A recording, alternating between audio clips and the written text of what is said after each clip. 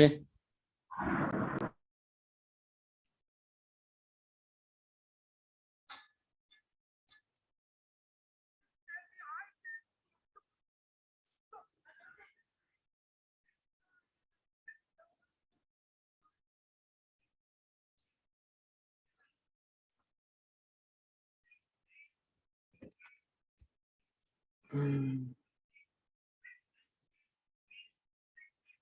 Devansh, okay, everyone just joined class. तो अभी देखिए हम लोग स्टार्ट करेंगे। लास्ट क्लास में हमने बोर्स का पोस्टुलेट पढ़ा था और अभी जो पढ़ेंगे हम, बोर्स ने रेडियस ऑफ एटम के लिए फॉर्मूला दिया था कि जिस शेल में होगा उसके हिसाब से हम रेडियस निकाल सकते हैं, प्लस ठीक है वेलोसिटी निकाल सकते हैं। ठीक है, और ये फॉर्मूला बहुत ही आसान होता है एक्चुअल में। अभी क्लास 11th में हमें डेरिवेशन की जरूरत नहीं पड़ती, तो बस हम फॉर्मूला याद रखते हैं। ठीक है, इसका डेरिवेशन फिजिक्स में क्लास 12th में आप लोग करेंगे। ठीक है, मॉडर्न फिजिक्स में। तो हम टॉपिक डालेंगे application of Bohr's model. Application of bourse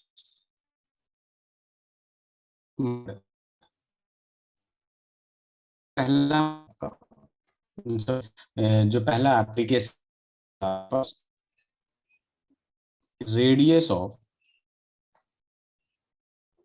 nth orbit या वेरियस ऑर्बिट।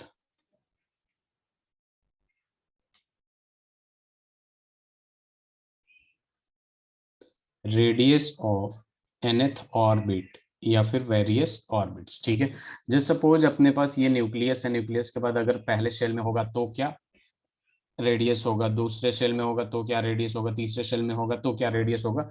इस रेडियस का फॉर्मूला जो है आर एन से रिप्रेजेंट करता हूँ, radius of nth orbit. R n का मतलब रेडियस ऑफ nth ऑर्बिट। ठीक है, रेडियस ऑफ nth ऑर्बिट। अब ये जो आर एन होता है ये फॉर्मूला हो जाता है 0.529 N square upon z angstrom.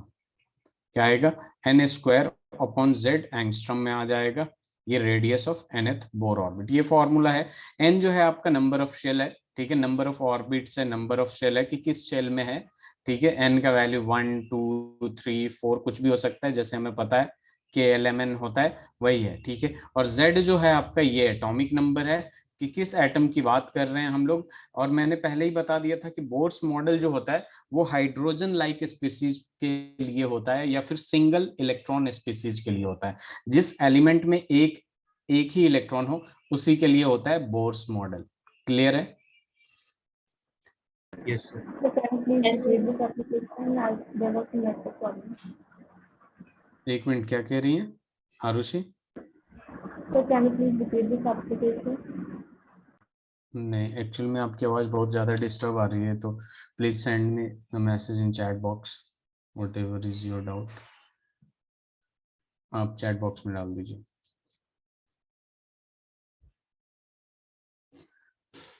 अब इस पे कुछ क्वेश्चंस करेंगे हम लोग, और फिर वेलोसिटी ऑफ nth ऑर्बिट देखेंगे, उस पर भी कुछ क्वेश्चंस करेंगे, फिर आगे बढ़ेंगे। Sir please repeat this application okay. तो देखिए यहाँ पे ऋषि अपने पास क्या है, radius of nth Bohr orbit, application of Bohr's model जो है सबसे पहले हम इसमें यूज करते हैं। और मतलब किस ऑर्बिट में, जिस भी ऑर्बिट में इलेक्ट्रॉन है उसका रेडियस फाइंड आउट करने का। जैसे मान लीजिए ये यहाँ से इलेक्ट्रॉन है तो इसका और रेडियस क्या है, दूसरे में है तो क्या रेडियस है, तीसरे में है तो क्या रेडियस है, चौथे में है तो क्या रेडियस है। तो यहाँ पे डिराइव करने की जरूरत नहीं है, ये फॉर्मूला बस ध्यान में रखना है कि r n radius of nth orbit is equal to 0.529 n square upon z angstrom। ठीक है, जस्ट सपोज अपने पास दे दिया हाइड्रोजन एटम है जिसका n is equal ground state में है तो n इज इक्वल टू 1, तो हम r1 इज इक्वल टू क्या लिख देंगे 0.529 n स्क्वायर, यानी फर्स्ट में है तो 1 का स्क्वायर, और z हाइड्रोजन है तो 1 आ जाएगा, तो ये आंसर क्या आ जाएगा 0.529 एंगस्ट्रॉम आ जाएगा। क्लियर है? Yes, sir. हाँ, तो ये हो जाता है आपका, बहुत आसान एप्लीकेशन है, बस फॉर्मूला याद रहना चाहिए तो और इजी हो जाएगा। ठीक है, इसे लिख लीजिए आप लोग, फिर आगे बढ़ते हैं, क्वेश्चंस करते हैं कुछ। ठीक है, उससे पहले मैं वेलोसिटी भी बता देता हूँ, फिर साथ में क्वेश्चन कर लेंगे।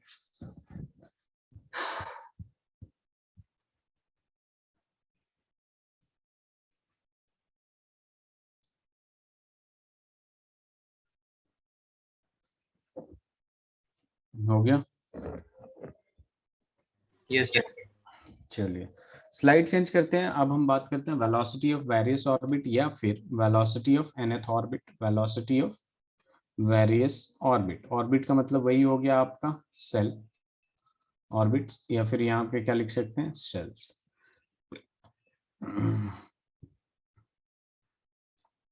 अब देखिए यहाँ पे वेलोसिटी की जब बात होती है तो velocity nth velocity is equal to आ जाएगा कि 2.188 into 10⁻⁶ z by n metre पर सेकेंड आता है।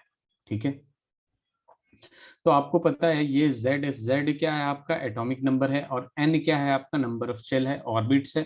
n का वैल्यू 1 2 3। ठीक है, जैसे के एल एम में होता है कि के शेल में है, एल शेल में है, एम शेल में है, एन शेल में है। ठीक है, तो ये इट कैन गो ऑन। ठीक है, और z जो होता है आपका वो एटॉमिक नंबर है। ठीक है, अगर मान लीजिए Li+2 बोल दिया तो लिथियम का एटॉमिक नंबर 3 ले लेंगे, He+ बोल दिया तो हीलियम का एटॉमिक नंबर 2 ले लेंगे। क्लियर है? Yes yes sir. सर। चलिए यहाँ पे अब सवाल करते हैं, एकदम ही आसान सवाल से शुरू करेंगे, फिर हम थोड़ा थोड़ा बढ़ते जाएंगे। इसमें आसानी सवाल बनता है। Calculate the radius of first, second and third और बोर्स ऑर्बिट या orbit Bohr's orbit of hydrogen.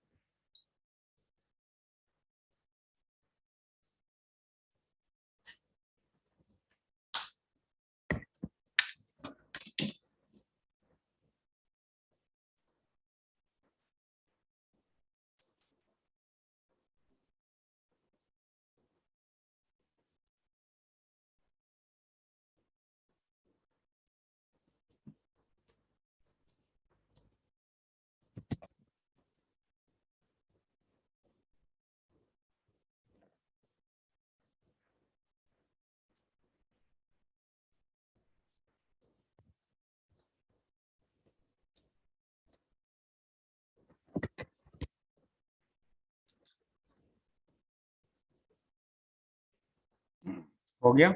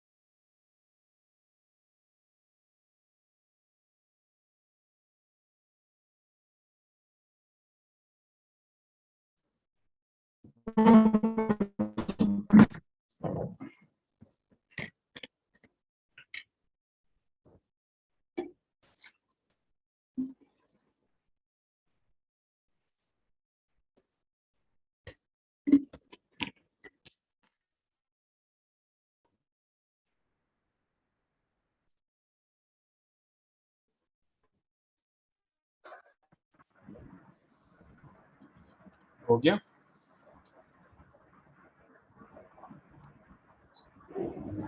Sir R1 is equal to 0.529 angstrom. R1.529 angstrom आएगा।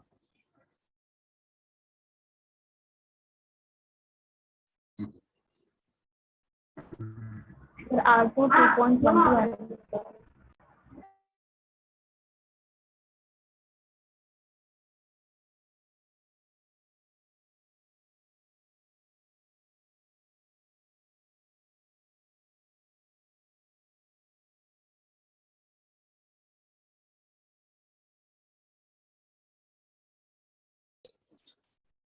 Hello,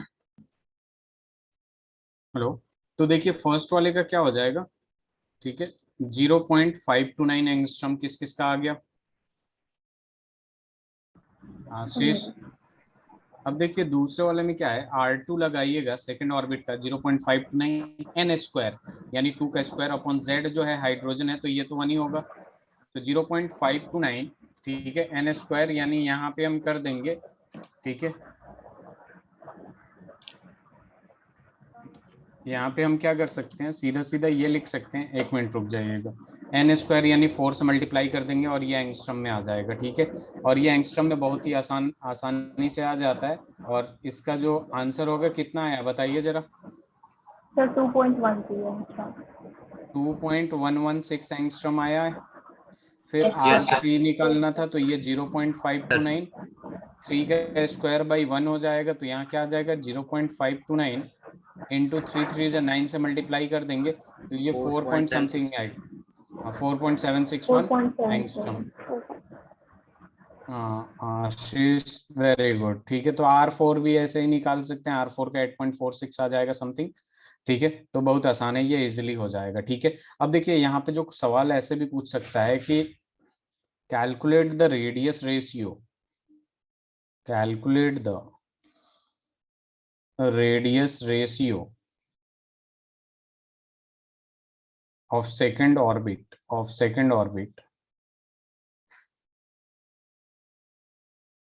hydrogen, sorry, of calculate the radius ratio of second orbit of hydrogen and third orbit of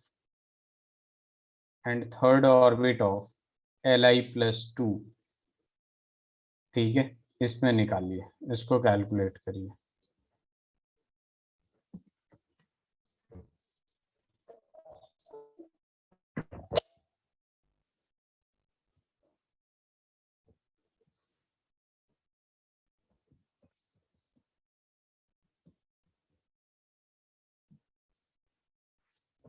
So 4/3. 4/3, एक minute रुक जाइएगा,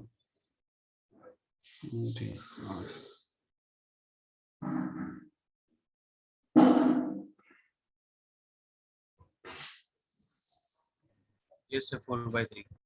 4:3 आया है ना, Yes, sir. Yes, sir. ठीक है, 4:3 answer आएगा। चलिए, सबका आ गया 4:3,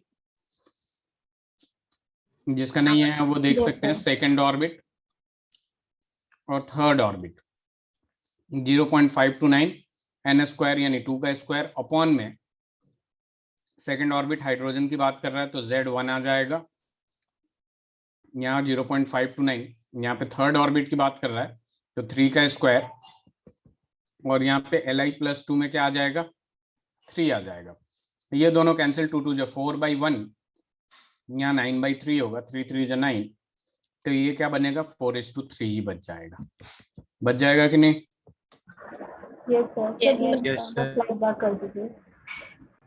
जी, फिर एक स्लाइड बैक कर दीजिए। Okay okay,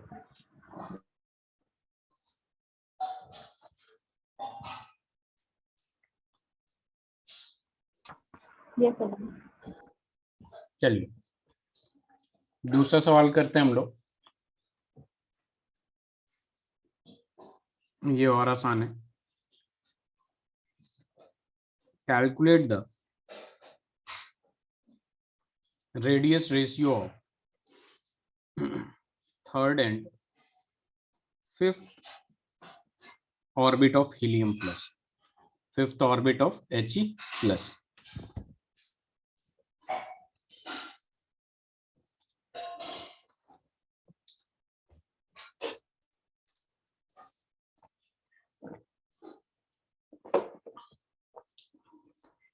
Sir, 3/5. 3:5, 5. गलत,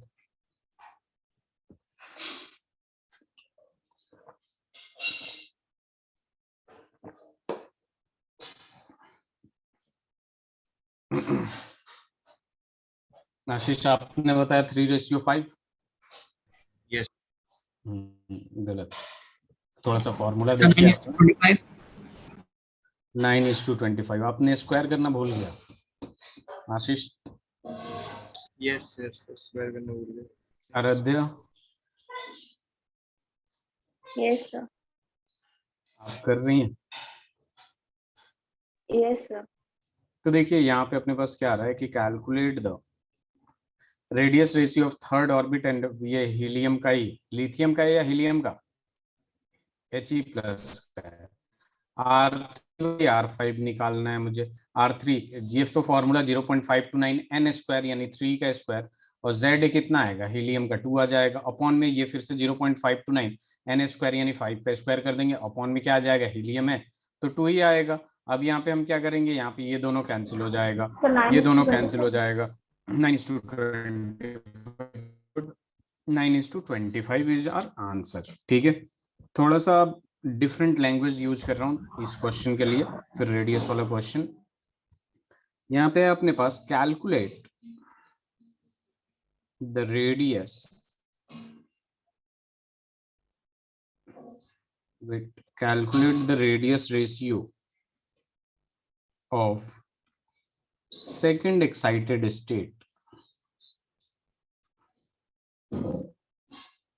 of hydrogen and first excited state of Li+2। ठीक है,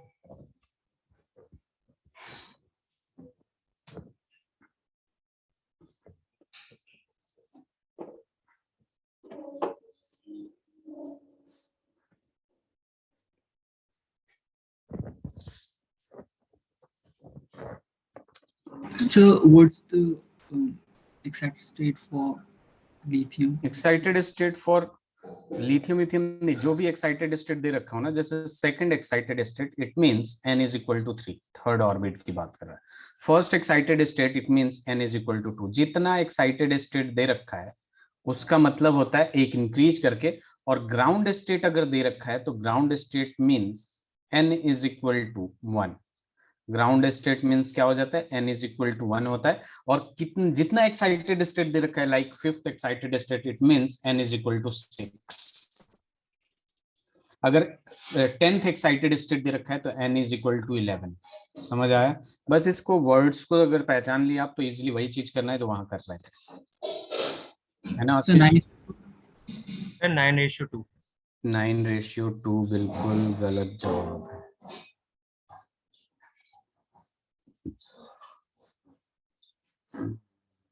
आप लोग मैथमेटिकल एरर कर रहे हैं, आप नीट जेई के बच्चे हैं ना आप लोग, मैथ्स।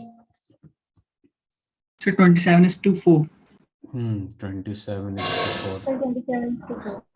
ओके, आयुषी आज आंसर नहीं दे रही हैं आप, आयुषी, कौस्तव और वो हाँ आराध्या।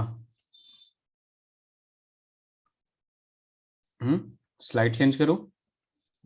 तो देखिए यहाँ पे क्या दे रखा है कि आपका सेकंड एक्साइटेड स्टेट यानी R3 की बात कर रहा है, और उसके बाद किसकी बात कर रहा है अपने पास,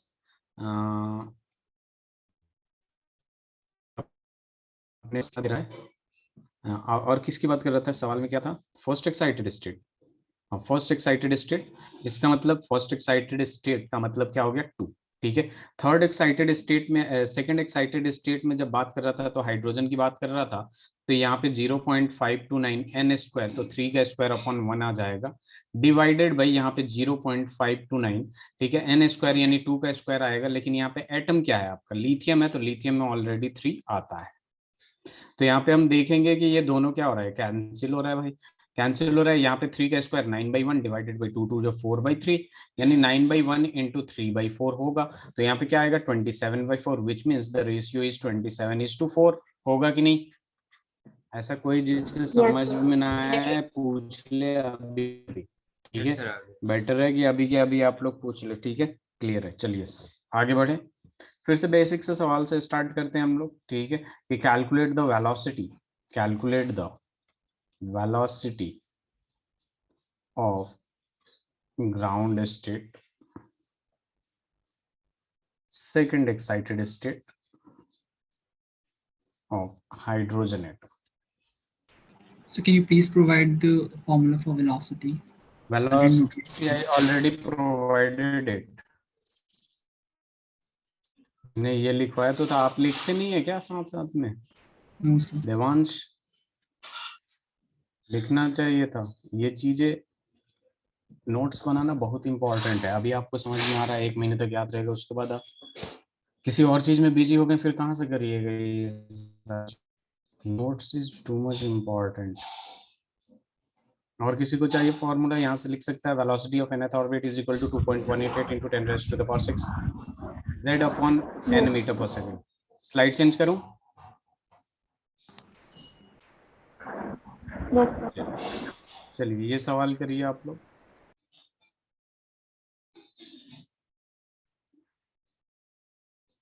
very good Ayushi. Kaustubh, please repeat it. Walia, आपकी आवाज नहीं आ रही।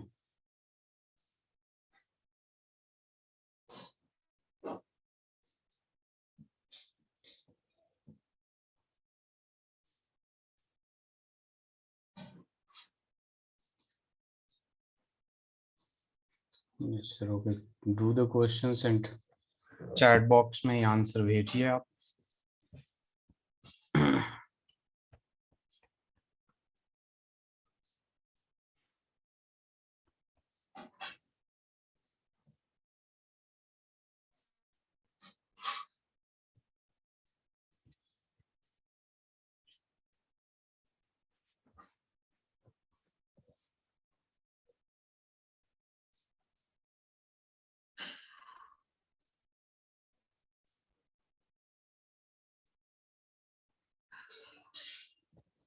हो गया?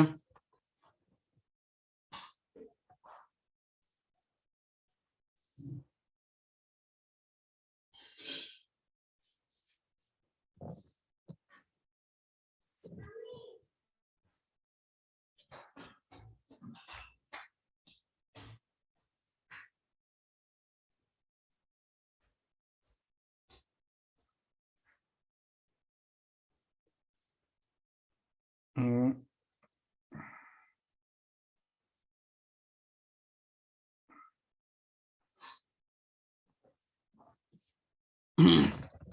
इसका आंसर आया ये देवांश।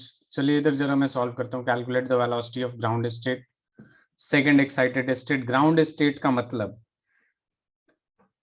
ग्राउंड स्टेट का मतलब n इज इक्वल टू क्या हो गया? 1 आ गया। ठीक है, तो v1 निकालेंगे तो 2.188 into 10 raise to the power 6 z upon n। z क्या है आपका? 1 है, ठीक है, क्योंकि हाइड्रोजन है, और n 1 है, तो पहले का आंसर तो यही आएगा 2.188 into 10 raise to the power 6 metre पर सेकेंड।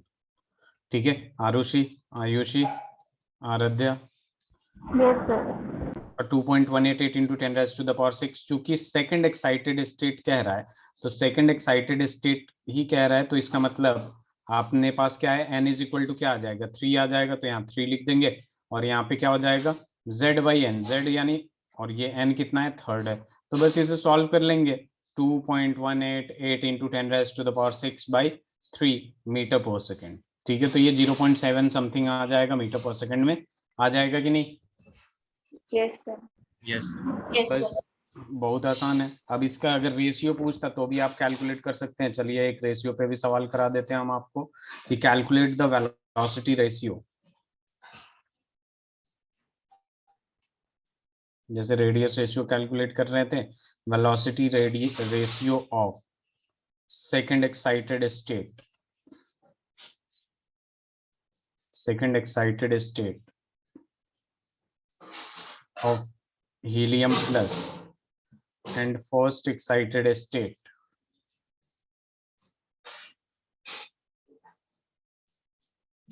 Li+2। चलिए कैलकुलेट करिए जरा।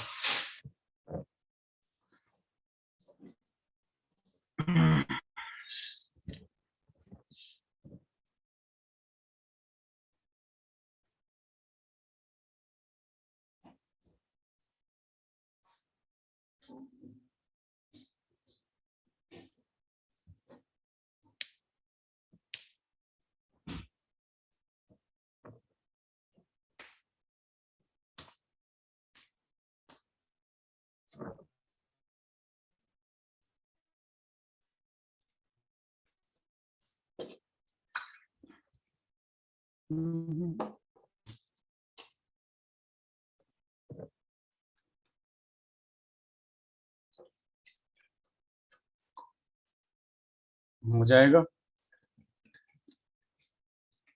So is it first excited state of lithium plus? Lithium plus क्या बोला आपने? Is it? So is it first excited state? हाँ, first excited state.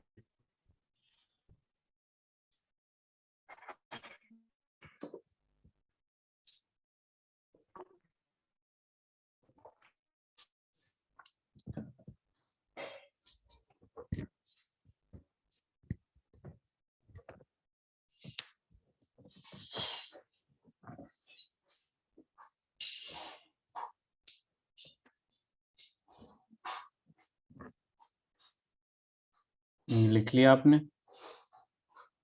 Okay, answer भी आ गया किसी को?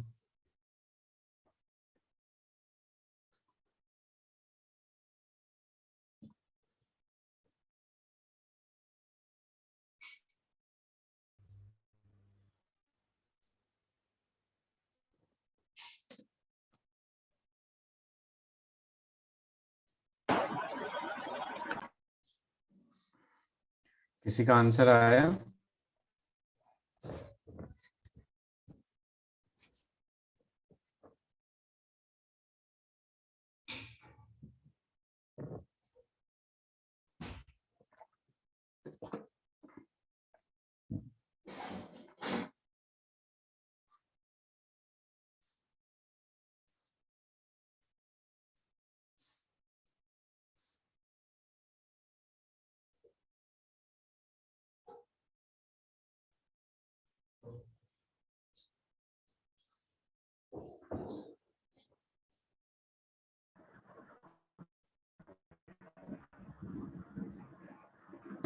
आयुषी?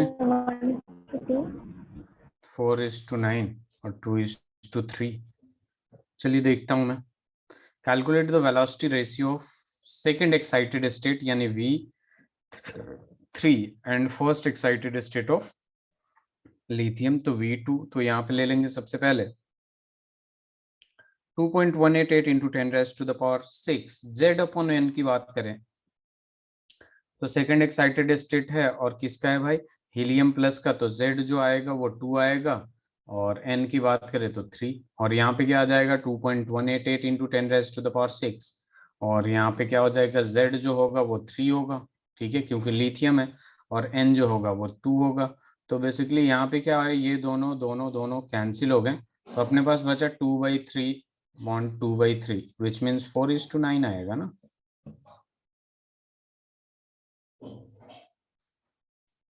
मैथ्स मैथ्स मैथ्स, ये जो सबसे नीचे होता है ये सबसे ऊपर जाता है, ठीक है। जैसे ये क्या है आपका? ये 2/3/3/2 है। It means 2/3 divided by 3/2। That means अगर ये मल्टीप्लाई में चेंज होता है तो ये 2/3 होगा तो 4:9 आएगा कि नहीं? बताइए आप लोग। Yes, sir. Yes, sir. Yes, sir. तो ये हो जाता है अपना वेलोसिटी पे कुछ क्वेश्चंस, कुछ रेडियस पे क्वेश्चन। एक्साइटेड स्टेट आपको समझ में आ गया, ग्राउंड स्टेट समझ में आ गया। ग्राउंड स्टेट का मतलब n = 1 होता है, एक्साइटेड स्टेट का मतलब एक इंक्रीज करके लिखना होता है, ठीक है। अब बात करते हैं हम energy, energy of an electron, ठीक है। तो ये भी ठीक है, क्योंकि हमें डेरिवेशन में नहीं जाना है, फॉर्मूले पे एन इलेक्ट्रॉन की बात करें तो आप क्लास 9th में आप लोगों ने पढ़ा था work, power and energy chapter, याद है? तो वहां पे टोटल एनर्जी जो होता था, बेसिकली टोटल एनर्जी और मैकेनिकल एनर्जी, वो sum of kinetic energy plus potential energy के बराबर होता था। Sum of potential energy and kinetic energy. Kinetic energy और पोटेंशियल एनर्जी का जो सम होता है वही टोटल एनर्जी के बराबर होता है। तो E = क्या आ जाएगा? Potential energy plus kinetic energy. लिख सकते हैं कि नहीं? अब यहाँ पे क्या होता है कि डेरिवेशन वगैरह होता है जिससे हम क्या फाइंड आउट करते हैं? पोटेंशियल एनर्जी, काइनेटिक एनर्जी दोनों का हम एक्सप्रेशन फाइंड आउट करते हैं। जैसे काइनेटिक एनर्जी का फॉर्मूला पता है, 12 mv², ठीक है। एक्चुअल में यहाँ पे होता क्या है, जैसे अलग अलग काइनेटिक एनर्जी और पोटेंशियल एनर्जी का फॉर्मूला फाइंड आउट करते हैं हम लोग, ठीक है। तो यहाँ पे क्या आता है उस पर फोकस करते हैं कि जो काइनेटिक एनर्जी होता है आपका, जी आयुषी बताइए। इससे पिछले वाले क्वेश्चन में जो आपने लिखा था लिथियम का 3/2 से वो 2/2 नहीं होगा बिकॉज एटॉमिक नंबर उसका 2 है। Oh so big mistake. First excited state के लिए तो Z/N तो ये 2 होगा, लेकिन यहाँ पे लिथियम, लिथियम का एटॉमिक नंबर कितना होता है आयुषी?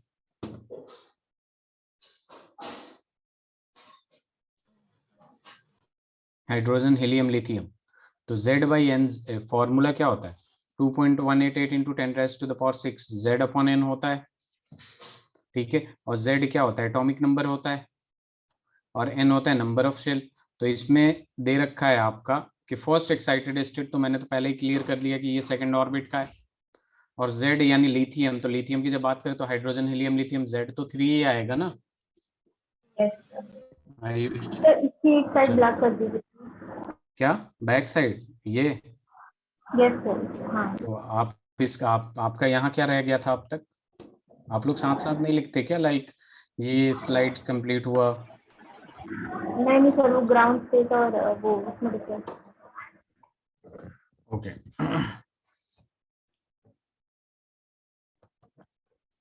Yes sir. चलिए आगे बढ़ते हैं हम लोग, वहीं पर चलते हैं जहां पे स्टार्ट किए थे।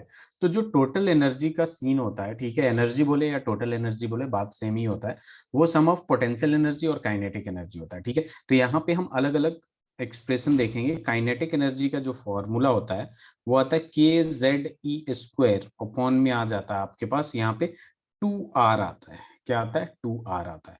पोटेंशियल एनर्जी का एक्सप्रेशन देखेंगे ना आप, तो यहाँ पे क्या आएगा? -KZE² अपॉन में R आ जाता है, ठीक है। और सिमिलरली टोटल एनर्जी का जो फॉर्मूला होता है E इज इक्वल टू क्या हो जाता है आपके पास?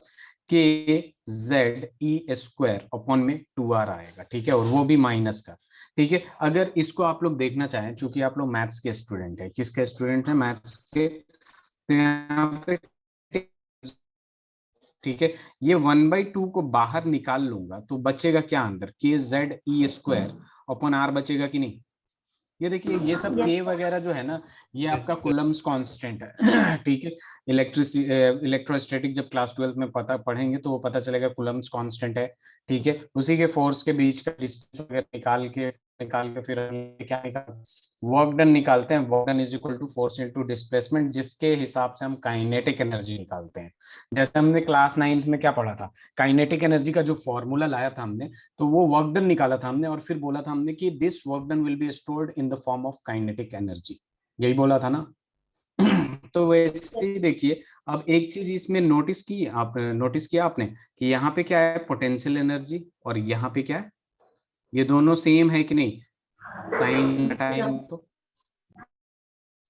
और यहाँ पे भी देखेंगे आप तो E इज इक्वल टू, अगर 1/2 को बाहर ले लिया मैंने, -½ को बाहर ले लिया, तो यहाँ क्या आ जाएगा? KZE² अपॉन R आ जाएगा। और ये वाला दोनों सेम है कि नहीं? बताइए। Yes Yes, sir. अब देखिए यहाँ पे एक्चुअल में है क्या कि अगर मैं E के जगह लिखता हूँ E इज इक्वल टू, ठीक है, यहाँ पे -½ है, ठीक है, और यहाँ पे क्या हो जाएगा? Potential energy. तो बेसिकली जो टोटल एनर्जी होता है ना, माइनस माइनस प्लस, वो पोटेंशियल एनर्जी का आधा होता है, ठीक है। क्या कोई कुछ कह रहा है? तो देखिए इधर जो टोटल एनर्जी होता है वो पोटेंशियल एनर्जी का आधा होता है, या फिर यूं कह लीजिए potential energy is double of total energy. Potential energy is double of total energy, ठीक है। ये समझ में आया कि नहीं, ये बताइए जरा। यस Yes, तो sir. देखिए ये तीनों जो आपका एक्सप्रेशन है ये फाइंड आउट करते हैं, ठीक है। ये उतना इंपॉर्टेंट नहीं है एक्सप्रेशन याद करना, जितना ये इंपॉर्टेंट है कि इनमें रिलेशन क्या है। तो रिलेशन में ये सिंपल से शब्दों में ये कह देंगे कि kinetic energy is double of potential energy, और काइनेटिक एनर्जी और टोटल एनर्जी भी जो होता है वो double of potential energy. Kinetic energy can not be negative, total energy can be negative positive कुछ भी हो सकता है, तो यहाँ पे नेगेटिव दे रखा है, और जो पोटेंशियल एनर्जी होता है वो भी नेगेटिव में होता है, ठीक है। तो ये तीनों आप लोग रिलेशन लिखिए, पहले ये लिखिए, उसके बाद मैं एक और चीज लिखवाऊंगा। ये तीनों एक्सप्रेशन लिखिए, आपको खुद दिखेगा कि पोटेंशियल एनर्जी और काइनेटिक एनर्जी को ऐड करेंगे ना तो इतना ही देगा टोटल एनर्जी। सर ये वाला डेरिवेशन और रिलेशन एक बार फिर से समझा दीजिए। ये डेरिवेशन और रिलेशन क्या कह रही हैं आप? सर ये रिलेशन एक बार फिर से समझा दीजिए। ओके, मैं अभी समझा देता हूँ, पहले तीनों लिखिए, ये 1 2 3 लिखिए पहले ये, मैं थोड़ी देर में अभी समझाऊंगा, दोबारा इस पे आएंगे, पहले ये लिख लीजिए।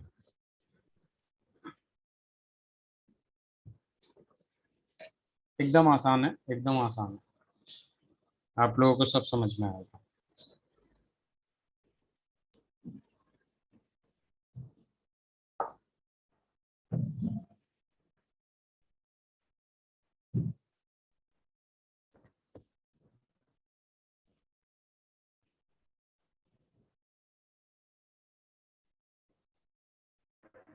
Sir done. डन, सबका डन हो गया? यस। चलिए स्लाइड चेंज करते हैं, आगे बढ़ते हैं। तो देखिए, दोबारा लिखूं, कुछ और बता रहा हूँ, ठीक है। अभी इसके जस्ट बाद मैं वो रिलेशन बताऊंगा आप लोगों को कि kinetic energy is equal to, अगर मैं लिखा हूँ के जेड ई स्क्वायर अपॉन 2r, ठीक है। तो यहाँ पे आप लोगों को खुद दिख रहा है कि काइनेटिक एनर्जी जो है inversely proportional to radius of, ठीक है। इसका मतलब कि ऑन इंक्रीजिंग रेडियस, अगर रेडियस इंक्रीज करेंगे हम लोग, देन काइनेटिक एनर्जी क्या होगा, सर कम हो एनर्जी डिक्रीजेस, क्या होगा, काइनेटिक एनर्जी तो डिक्रीज। डिक्रीज। अब यहाँ पे पोटेंशियल एनर्जी का देखेंगे तो पोटेंशियल एनर्जी जो है माइनस के जेड ई स्क्वायर अपॉन आर। तो यहाँ पे क्या है कि potential energy is also inversely proportional to radius, ठीक है। और यहाँ पे अपने पास क्या आ जाएगा, on increasing radius potential energy क्या होगा, सर डिक्रीज। इंक्रीजेज। यहाँ क्या हो जाएगा, इंक्रीजेज होगा। क्यों? क्योंकि यहाँ पे नेगेटिव साइन है, -5 बड़ा या -6 बड़ा, -2 बड़ा या -5, तो वही बात है कि ये डिक्रीज तो करेगा, जब वैल्यू डिक्रीज करेगा, -5 -5 -4 -3 -1 पॉइंट समथिंग -0 पॉइंट समथिंग, तो जो सबसे छोटा वैल्यू होगा वही तो सबसे बड़ा होगा ड्यू टू नेगेटिव साइन, ठीक है। अब टोटल एनर्जी की बात करते हैं। टोटल एनर्जी जो है आपका वो क्या हो जाता है, माइनस में आता है के जेड ई स्क्वायर अपॉन 2r, ठीक है, के जेड ई स्क्वायर अपॉन 2r। और यहाँ पे टोटल एनर्जी जो है वो भी इनवर्सली प्रोपोर्शनल टू रेडियस है, तो यहाँ पे भी हम क्या करेंगे, on increasing radius, on increasing, आपका जो टोटल एनर्जी है वो क्या होगा, इंक्रीज करेगा या डिक्रीज,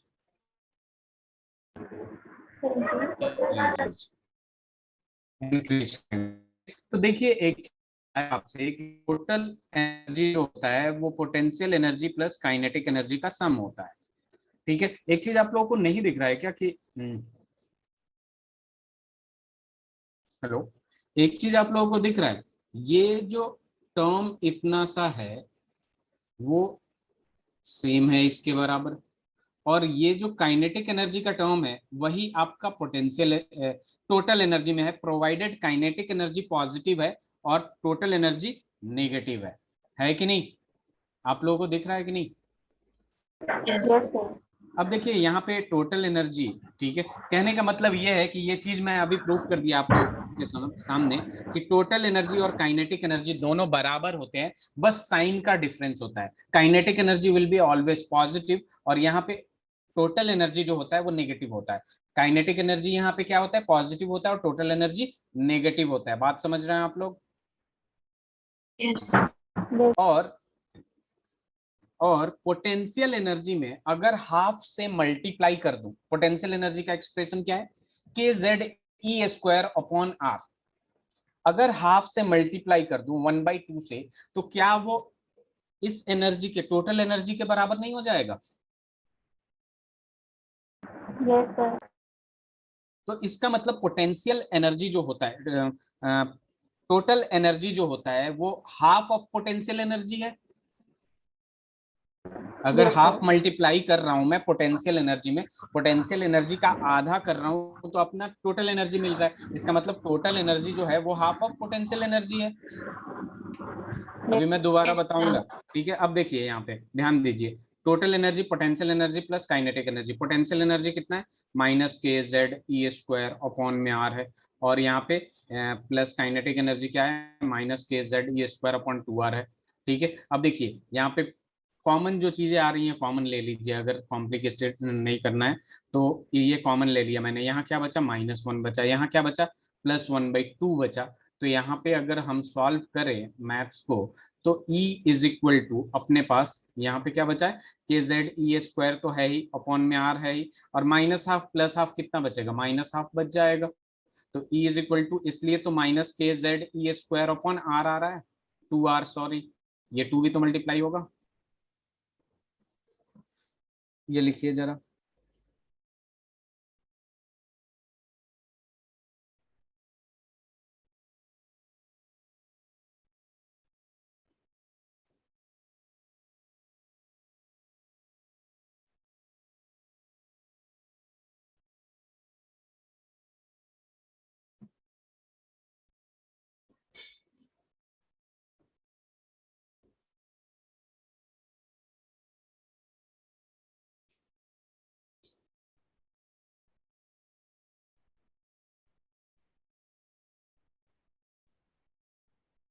हो गया? Yes.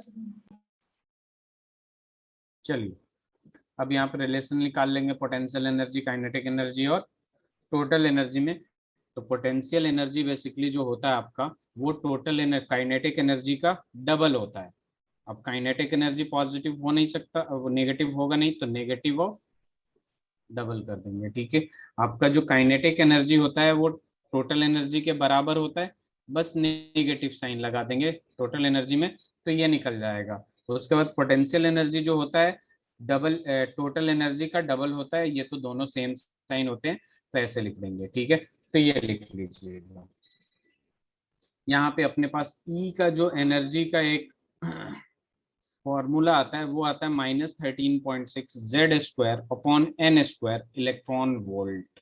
ठीक है, ये जो ईवी होता है आपका, जिसको हम क्या कहते हैं? इलेक्ट्रॉन वोल्ट होता है। ठीक है, स्मॉल यूनिट ऑफ एनर्जी होता है। ये क्या होता है आपका? स्मॉल यूनिट ऑफ एनर्जी होता है।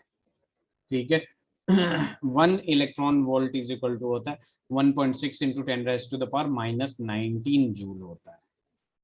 ठीक है, तो इसको ध्यान में रखिएगा, बहुत इंपॉर्टेंट है। फिर इसको अगर जूल में एनर्जी का एक्सप्रेशन फाइंड आउट करना चाहे तो इन N is equal to -2.8 into 10⁻⁻18 Z square upon N square joule per atom. ये फॉर्मूला होता है, ये वाला फॉर्मूला होता है जब जूल में कन्वर्ट करते हैं। इसको खुद आप जूल में जब कन्वर्ट करिएगा तो इतना ही देगा। ठीक है, पर एटम। ये इलेक्ट्रॉन वोल्ट पर एटम होता है और ये जूल पर एटम होता है। तो बहुत आसान है ये फॉर्मूला सारा, मैं अभी एक जगह लिखूंगा सारे फॉर्मूले। ठीक है, एनर्जी, रेडियस, वेलोसिटी। ठीक है, और फिर ऐसे बस ये चैप्टर जो है ना वो पूरा का पूरा फॉर्मूला बेस्ड है। फॉर्मूला याद है, वैल्यू पुट करिए, आंसर लाइए, बस हो गया।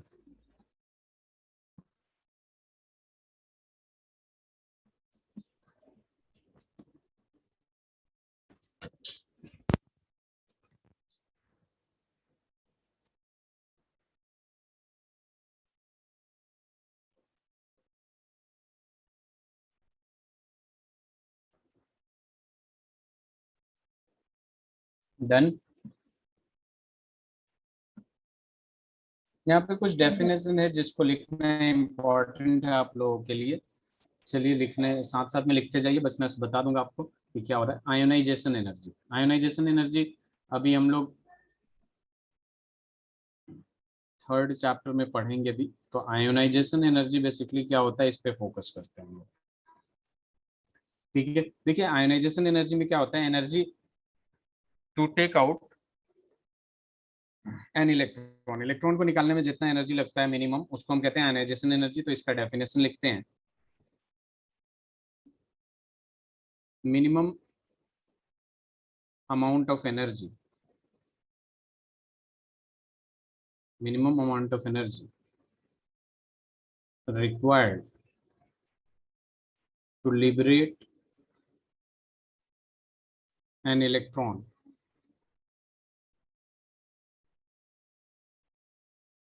from the ground state of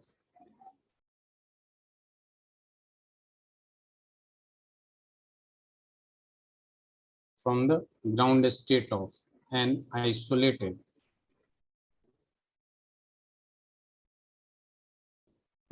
atom।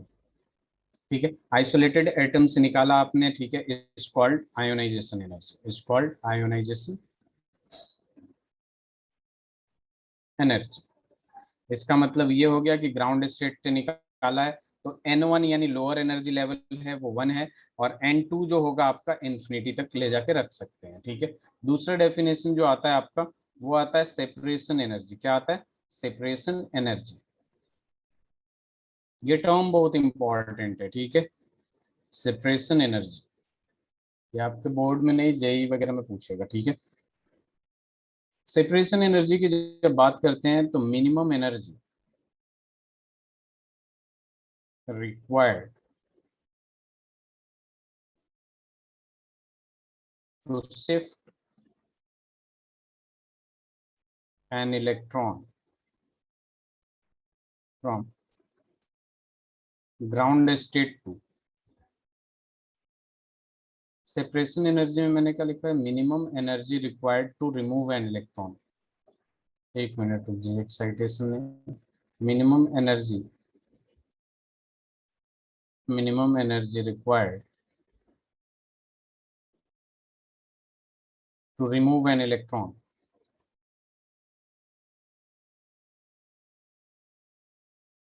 from its excited state,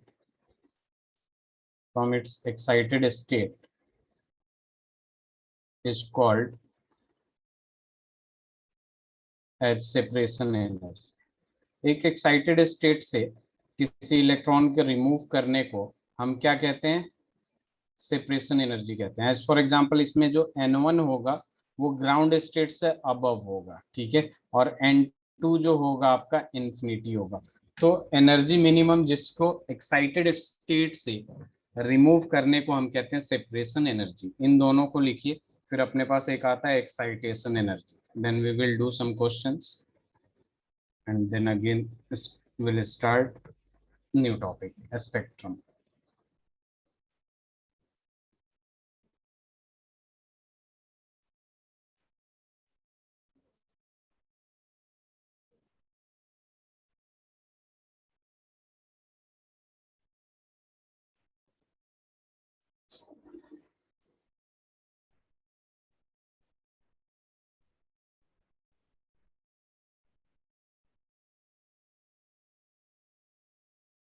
हो गया, Yes, sir.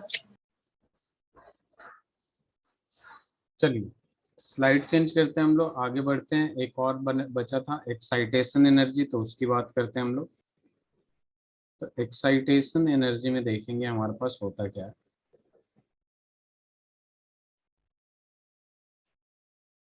ठीक है,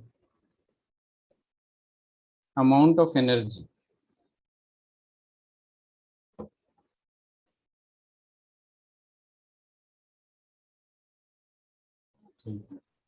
amount of energy required to shift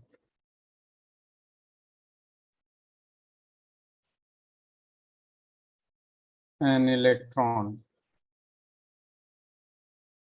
from ground state, excite करना मतलब ग्राउंड स्टेट से उठा के किसी एक्साइटेड स्टेट में ले जाने को एक्साइटेशन एनर्जी कहते हैं, जितना उसमें एनर्जी उसमें लगता है।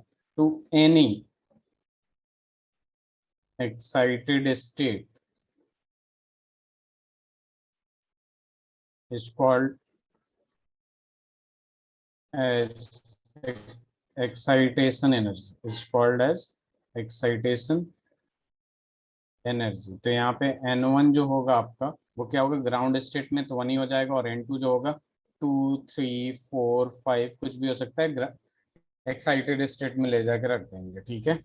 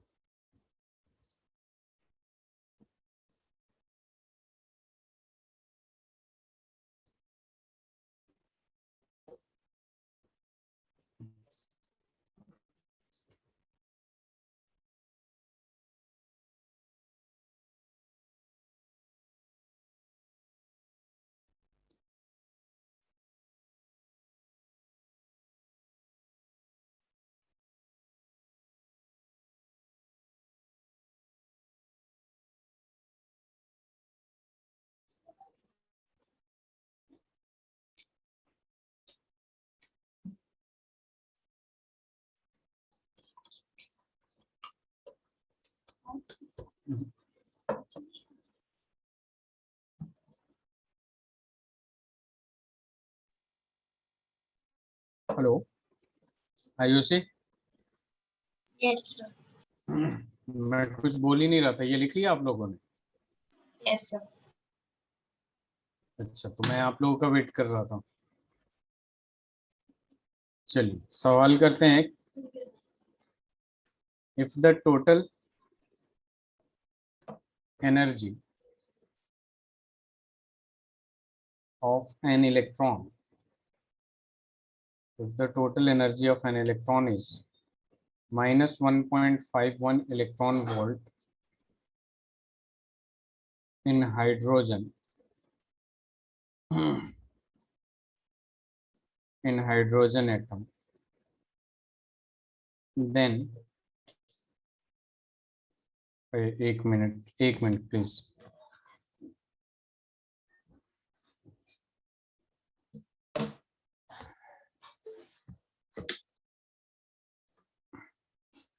then find out kinetic energy, potential energy, orbit, radius and velocity of electron in that orbit, in that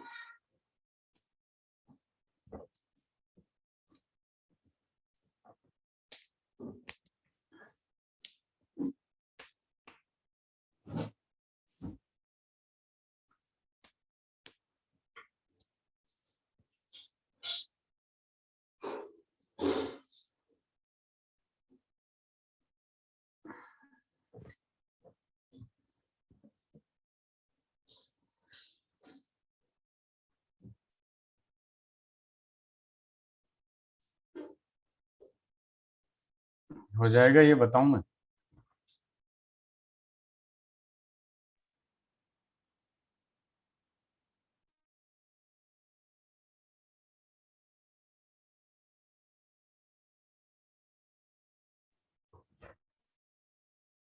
Ke 1.51, potential energy -3. Devans, very good, very good।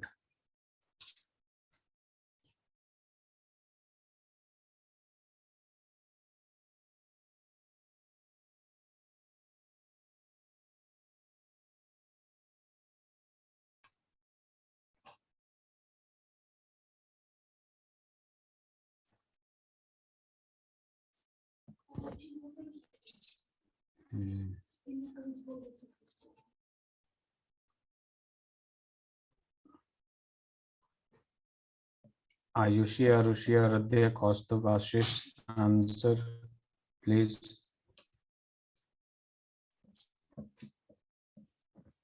बहुत आसान सवाल है ये, मैं बताऊं? चलिए मैं बताता हूँ। देखिए भाई, यहाँ पे टोटल एनर्जी की मैंने 1.51, मैंने यहाँ पे क्या लिखा है, क्या लिखा है मैंने, काइनेटिक एनर्जी जो होता है is equal to total energy होता है provided opposite in sign. Total energy -1.51 है, तो काइनेटिक एनर्जी क्या हो जाएगा, +1 आ जाएगा। क्या हो जाएगा? +1.51 इलेक्ट्रॉन वोल्ट हो जाएगा। दूसरी बात, पोटेंशियल एनर्जी निकालना है तो ये डबल ऑफ टोटल एनर्जी होता है, तो इसको भी डबल ऑफ टोटल एनर्जी कर देंगे, -1.51 कर देंगे, तो 2 1 जा 2, 2 5 जा 10, 2 और 1 3, 0 पॉइंट ये इलेक्ट्रॉन वोल्ट आ गया। तो यहाँ पे देखिए फाइंड आउट के ई और पी आ गया। ऑर्बिट नंबर निकालना है, टोटल एनर्जी गिवन है, टोटल एनर्जी आपका गिवन है, ई कितना गिवन है आपका 1.51 इलेक्ट्रॉन वोल्ट गिवन है। हम क्या करेंगे, ई इज इक्वल टू लिख देंगे सीधे -13.6 Z square upon N square electron volt.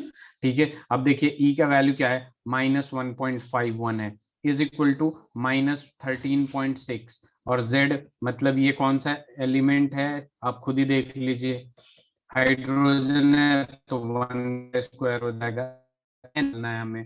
ठीक है, अब यहाँ पे मैथ्स लगा दीजिए, एन स्क्वायर, एन स्क्वायर इधर कर देंगे तो ये क्या हो जाएगा 13.6, ये नेगेटिव से नेगेटिव साइन कैंसिल हो जाएगा, और ये 1.51 ये ऑलमोस्ट 9 दे देगा। क्या दे देगा आपका?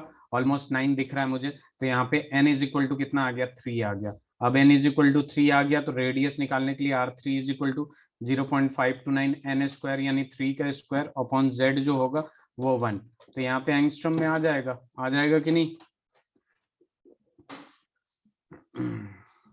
और वेलोसिटी निकालना है, वेलोसिटी भी निकाल सकते हैं आप लोग।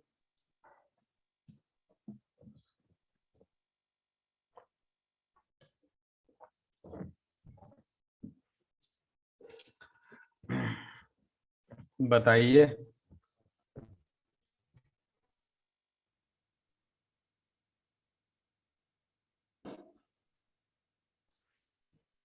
Devansh, orbit is 3। Yes, sir. Just yes, sir. That was calculation mistake. Okay, Arushi, Ayushi, velocity निकाल के बताइए मुझे।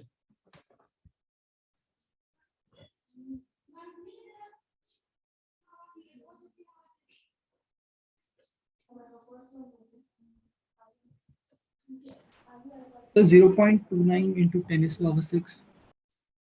0.29 ये वेलोसिटी बताया आपने देवांश? So 0.729. 729, वही तो।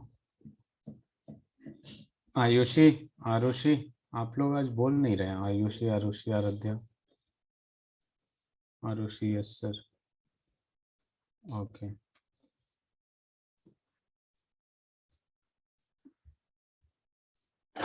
हो जाएगा, ये हो गया, आगे बढ़े।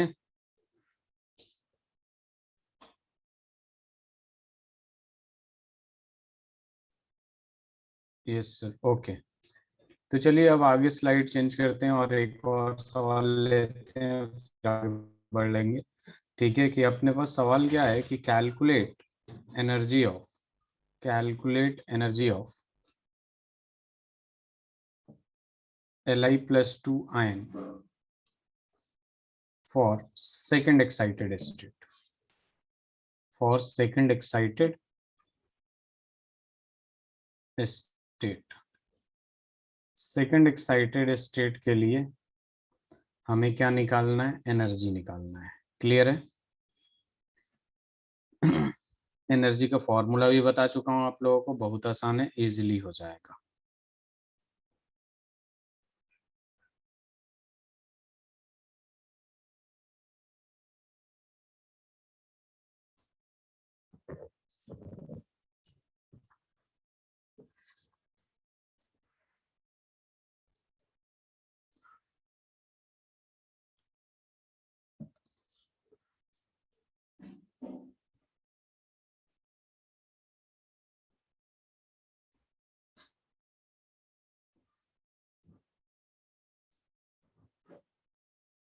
आशीष कहाँ गए? So minus 13.6 electron volt. 13.6 electron volt. Ayushi Arushi आज आप लोग आंसर नहीं दे रहे हैं। कौस्तुभ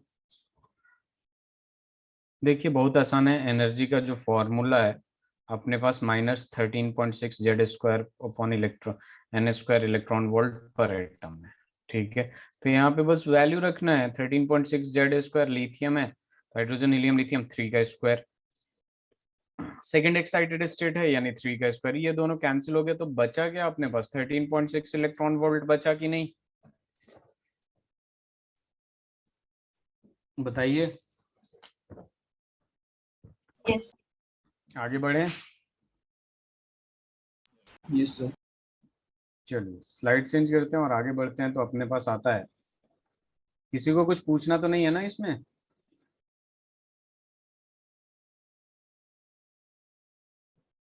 चलिए, तो यहाँ पे सबसे पहले तो मैं ये सारी चीजें आप लोगों को लिखवा देता हूँ। Radius of nth orbit 0.529 n square upon z angstrom. Velocity of nth orbit is equal to 2.188 into 10 raised to the power 6 z upon n metre पर second. Energy is equal to क्या हो जाएगा? -13.6 Z square by n square electron volt पर atom. ठीक है, तो ये तीनों फॉर्मूला आप लोगों का एटलीस्ट ध्यान में होना चाहिए। क्लियर है?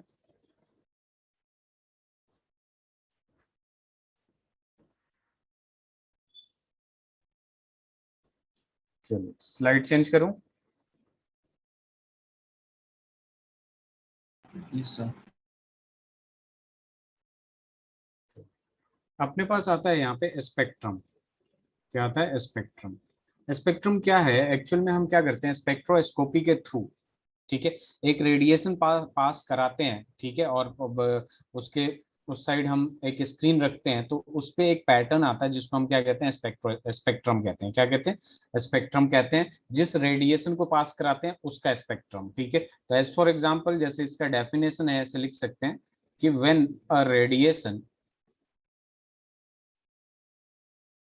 when a radiation is passed through a spectroscope या फिर prism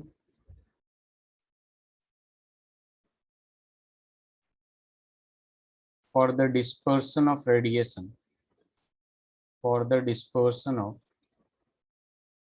radiation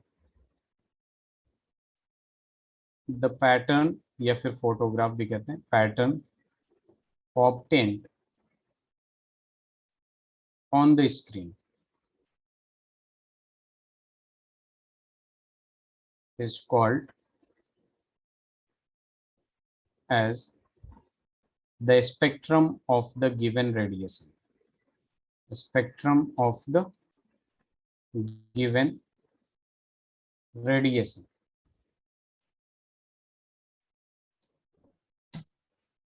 spectrum of the given radiation होता है, उसी को कहते हैं हम लोग। ठीक है,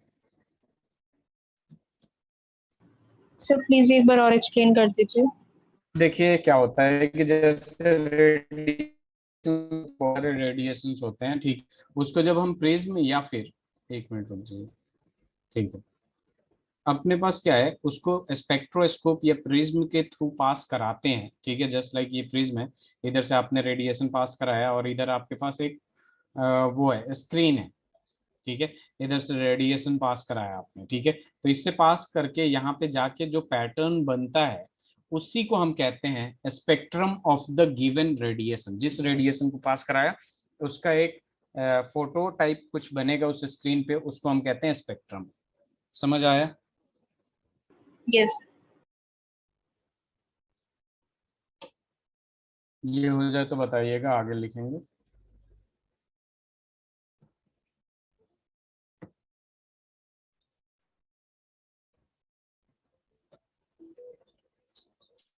स्पेक्ट्रम आपके दो टाइप का होता है। स्लाइड चेंज करूं।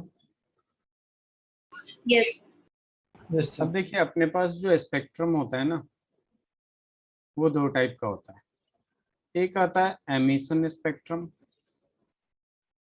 और दूसरा जो आता है एब्जॉर्प्शन स्पेक्ट्रम।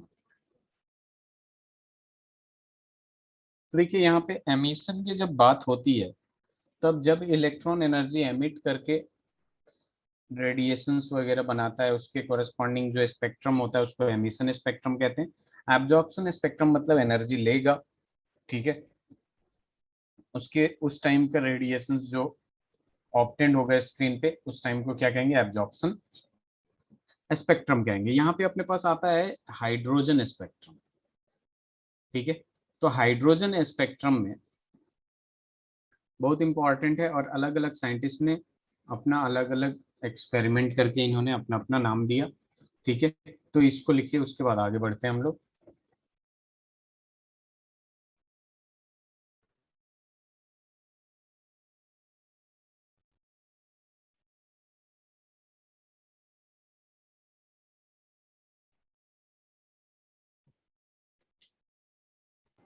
Sir done. चलिए स्लाइड चेंज करते हैं, आगे बढ़ते हैं। जैसे हाइड्रोजन स्पेक्ट्रम में जब बात करते हैं, तो यहाँ पूरा एक सीरीज होता है अपने पास, ठीक है। यहाँ पे लिखते हैं हम डिस्कवर्ड बाई, जो कि मैं नहीं लिखूंगा क्योंकि उनके नाम पे ही है, तो उनके नाम से पता चल जाता है। और फिर रीजन्स, किस रीजन्स में पड़ेगा, और फिर N2 से N1, ठीक है। यहाँ लोअर एनर्जी लेवल लिख देता हूँ मैं, ठीक है, जिसको N1 कहते हैं हम लोग। और यहाँ हाइयर एनर्जी लेवल लिख देता हूँ, जिसको N2 कहते हैं हम लोग, ठीक है। LEL और HEL का मतलब लिख लीजिएगा आप लोग, लोअर एनर्जी लेवल और हाइयर एनर्जी लेवल, ठीक है। तो देखिए अब बात करते हैं सीरीज, पहला सीरीज की बात करते हैं। तो पहला सीरीज जो है उसको हम लाइमन सीरीज कहते हैं। लाइमन साइंटिस्ट का नाम था, उन्हीं पे दिया गया, ठीक है। लाइमन सीरीज जो होता है, रीजन्स जो होता है आपका अल्ट्रावायलेट होता है। इसका जो N1 होता है वो 1 होता है, फर्स्ट, ठीक है। और N2 कुछ भी हो सकता है। ये लोअर एनर्जी लेवल जो लाइमन फर्स्ट, जैसे फर्स्ट सेल है उसको लाइमन सीरीज कहते हैं, ठीक है। तो उसका हाइयर एनर्जी लेवल तो कुछ भी हो सकता है, क्या हो सकता है, 2 3 4 5 6, इसके ऊपर तो इसका हाइयर एनर्जी लेवल होता है। दूसरा आता है आपके पास बाल्मर सीरीज, लाइमन के बाद बाल्मर। बाल्मर जो होता है वो विजिबल रीजन में आता है, ठीक है, विजिबल रीजन जिसमें हमें देख सकते हैं। इसका जो लोअर एनर्जी लेवल होता है वो 2 होता है, तो हाइयर एनर्जी लेवल इससे ग्रेटर ही होगा, ठीक है। ऐसे ऐसे कर सकते हैं। लाइमन बार्मर के बाद आ जाता है आपके पास पास्चन। पास्चन जो होता है आपका, पास्चन वो इंफ्रारेड IR में पड़ता है, ठीक है। इसका लोअर एनर्जी लेवल 3 होता है, तो इसका higher energy level more than 3 ही जाएगा, ऐसे हो जाएगा। पास्चन के बाद आ जाता है आपके पास ब्रैकेट। ब्रैकेट का भी क्या होता है, इंफ्रारेड में ही आता है, ठीक है। और ये N1 4 हो जाएगा, और ये क्या हो जाएगा, 5 6 7 8 9 10, ठीक है। ब्रैकेट के बाद पी फंड आएगा, ठीक है, फंड आएगा। फंड भी क्या हो जाता है, इंफ्रारेड रीजन में करता है, और N1 5 आएगा, तो N2 जो होगा वो 6 7 8 जाएगा, ऐसे ऐसे जाएगा। और उसके बाद आ जाता है आपका हम्फ्री। क्या आता है, हम्फ्री आता है। ये फार इंफ्रारेड में पड़ता है, फार इंफ्रारेड रीजन में पड़ता है। और इसका N1 6 होगा, तो इसका N2 जो होगा 7 8 9 10, ऐसे ऐसे होगा, ठीक है। तो बेसिकली ये N1 जो है वो लोअर एनर्जी लेवल है। तो अगर मेरा लोअर एनर्जी लेवल 2 है, तो हाइयर एनर्जी लेवल इससे ऊपर ही जाएगा। और लोअर एनर्जी लेवल मिनिमम 2 है, तो नीचे जा नहीं सकता। यस। और इनके scientist discovered by Lyman, Lyman के नाम से। बाल्मर भी साइंटिस्ट का नाम है, ठीक है। Lyman, Balmer, Paschen, Brackett, Pfund, Humphrey, ठीक है। N is equal to 1 2 3 4 5 6 7। आसान है। यस। चलो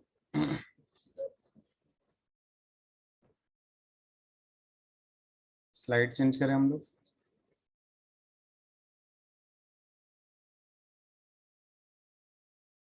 So was the second last one and last? P fund, fund.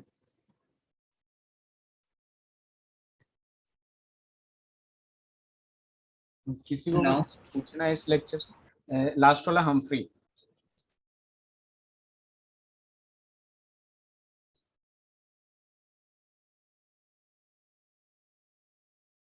इस लेक्चर से किसी को कुछ पूछना है? Sir done. Done. आज के लेक्चर में कोई प्रॉब्लम हो तो बोलिए, स्लाइड चेंज करूं? Yes, sir. चलो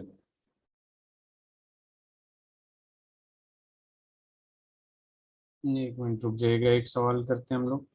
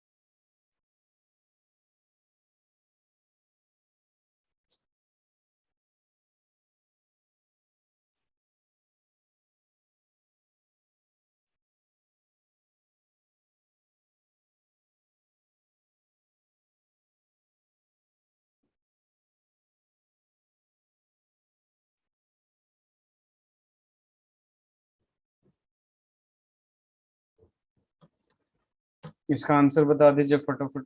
सॉरी, So 9/4. 9/4। 4. 9:4। हाँ बिल्कुल सही।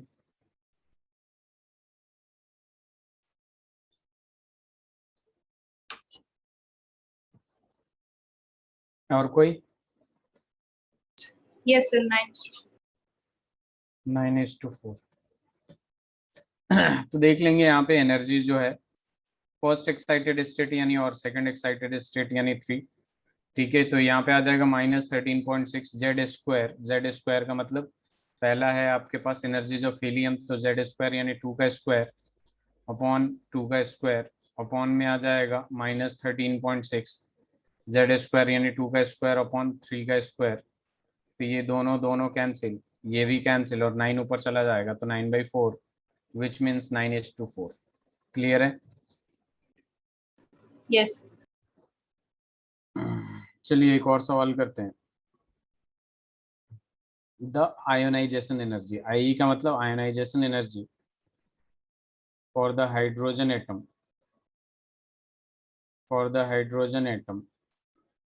is 13.6 volt. For the hydrogen atom is 13.6 volt. Sorry, energy लिख रहा हूँ ना, 13.6 इलेक्ट्रॉन वोल्ट। ठीक है, then the required energy in electron volt to excite it from ground state to first excited